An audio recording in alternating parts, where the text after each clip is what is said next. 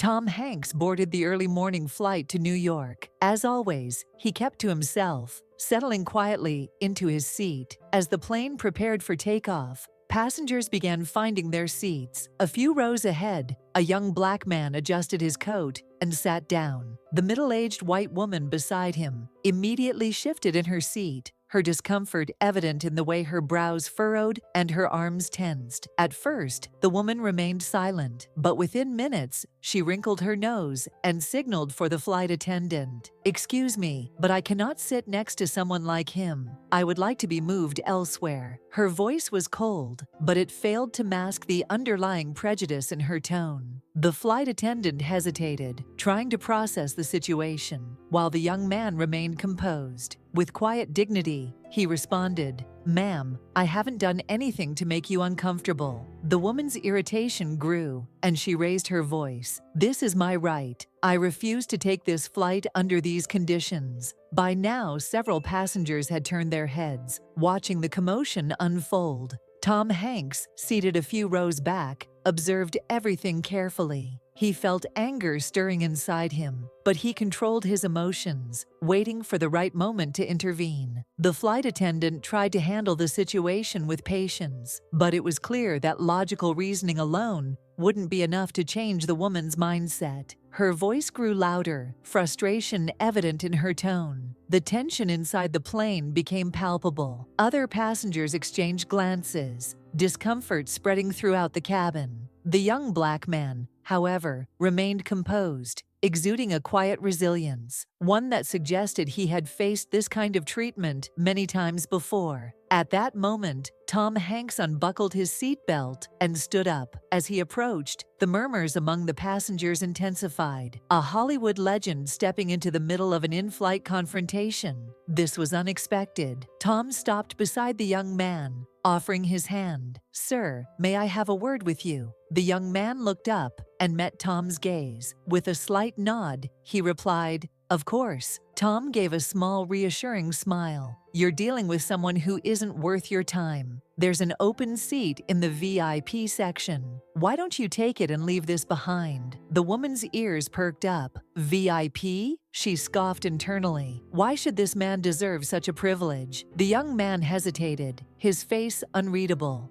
Finally, he smiled politely. "But this is my seat. I paid for it. I plan to sit here for my flight." Tom exhaled, nodding in understanding. "You're absolutely right. But sometimes, proving ourselves to those who refuse to see our worth isn't worth the energy. Moving forward is the stronger choice." The young man pondered Tom's words before responding, "If this isn't an inconvenience to you, I'll accept." With that, he gathered his belongings and walked toward the VIP section. The woman, appearing satisfied, leaned back in her seat, but Tom remained standing. Without hesitation, he slid into the now empty seat beside her and turned to face her. "Now, I think you and I need to have a conversation," he said, his voice calm but firm. The woman frowned. "Why do you care, Mr. Hanks?" Her tone was defensive, almost irritated. To her, this was just a simple seating issue, or at least, that's what she wanted to believe. But as she noticed the eyes of other passengers still on her, unease started creeping in. Tom offered a faint smile, but there was weight behind his words. "Because this isn't just about a seat, it's about something much bigger. This is a matter of human dignity." She pursed her lips, looking away. "I just wanted to be comfortable." "What's wrong with that?" Tom sighed. "It's natural to want comfort, but finding someone uncomfortable simply because of the color of their skin, that's wrong." The woman rolled her eyes. "You don't understand. Your life is different." Tom paused for a moment, then took a deep breath before locking eyes with her. "Is that so? Tell me, what exactly made you uncomfortable? Did you think he was going to hurt you?"